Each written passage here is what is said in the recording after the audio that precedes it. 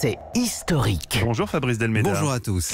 Le ministre de l'économie Bruno Le Maire a présenté hier un projet de taxe pour les GAFA, ces grands groupes issus d'Internet. Mais rafraîchissez-nous la mémoire. Les débuts d'Internet, ça remonte à quand, Fabrice? Alors on peut faire commencer l'histoire d'Internet avec un réseau ancien qui s'appelle ARPANET. C'était en 1969, voici déjà 50 ans. Mais avec les GAFA, ce qui va changer, c'est véritablement une économie nouvelle qui va se développer.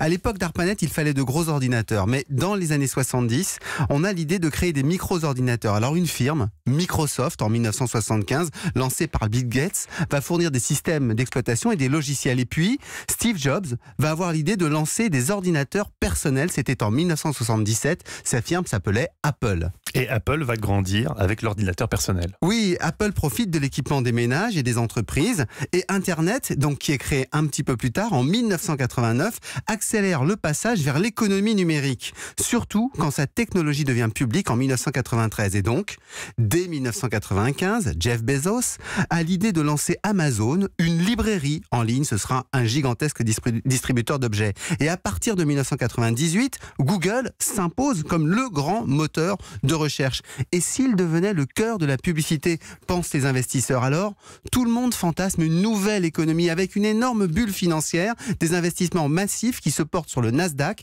un nouveau marché financier lancé en 1971, mais qui flambe dans les années 2000. Et quand se déploient les autres GAFA, Facebook, Google? Alors Facebook est lancé en 2004 et impose l'idée du web 2.0, c'est-à-dire de réseaux sociaux qui représentent presque chacun d'entre eux un mini-web pour leurs inscrits.